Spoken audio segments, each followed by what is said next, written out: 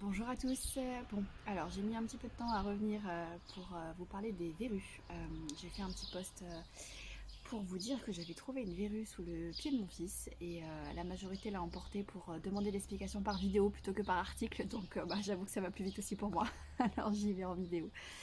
Euh, alors ce qui est assez important, c'est déjà de savoir que les verrues, elles apparaissent souvent entre 5 ans et 12 ans. C'est jamais une vérité absolue à 100%, on est d'accord, mais c'est souvent, en tout cas la majorité des âges, en tout cas qu'on peut voir pour l'apparition des verrues plantaires ou à la main. Donc on va parler des verrues de toutes sortes. Alors, on va s'attarder plutôt chez les enfants pour les pieds et les mains. Rappelons-nous d'abord, avant de commencer, pour cette vidéo qui sera pas très longue, que le décodage mentionne souvent une émotion sous-jacente. Donc ça, j'imagine que vous l'avez compris en regardant ma vidéo. Et surtout, que c'est souvent une émotion qui est arrivée en amont. Donc le petit challenge avec ça, c'est de savoir quelle était l'émotion de départ, que le corps a besoin de cicatriser d'une certaine manière pendant un certain délai pour que le symptôme apparaisse après. Je referai une vidéo dans pas très longtemps pour expliquer à nouveau le principe de la cicatrisation émotionnelle et la plupart du développement de nos maladies pendant cette période de cicatrisation émotionnelle.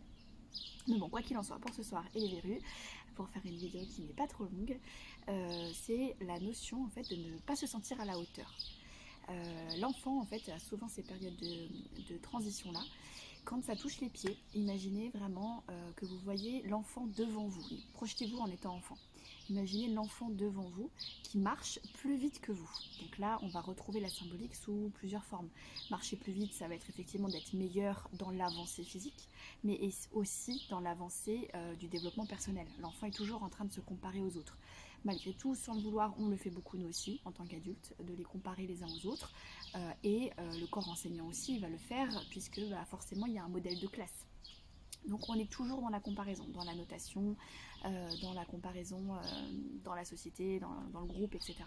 Donc l'enfant qui a une verrue sous le pied, c'est vraiment celui qui a l'impression d'être à la traîne derrière celui qui est devant. Donc ce qui serait intéressant, c'est d'aller pointer celui qui est devant, bien sûr, mais comme je vous dis, on a toujours une question de délai. Donc pour aller savoir précisément, c'est un petit peu plus délicat quand on est en train de discuter avec son enfant le soir. Donc la seule astuce que j'aurais envie de vous partager ce soir, c'est juste de faire exprimer à son enfant comment il se sent.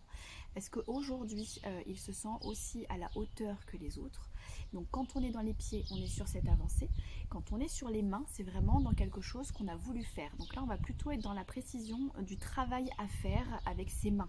Donc en général, soit une interrogation selon l'âge à l'école, soit un travail manuel qui n'a été pas aussi bien fait que son copain, etc. Donc voilà, c'est la subtilité entre les mains et les pieds. Les pieds, c'est plus dans l'action, dans le fait de faire quelque chose et d'avancer. Les mains, ça va être plutôt dans le travail manuel. Donc de l'écriture, voilà, des travaux pratiques. Pour la petite histoire, en fait, hein, hier quand j'ai vu la verrue sous le pied de mon fils, parce que bien sûr que mes enfants aussi à moi ont des choses à travailler, j'ai du coup, sans forcément avoir eu besoin d'aller à la source, je lui ai juste dit, tu sais Hugo, donc mon fils s'appelle Hugo, je lui ai dit, tu sais Hugo, toi aussi t'as ton temps, prends ton temps en appuyant sur la verrue, doucement, parce que énergétiquement, tout le monde peut charger quelque chose, on a tous de l'énergie dans nos mains.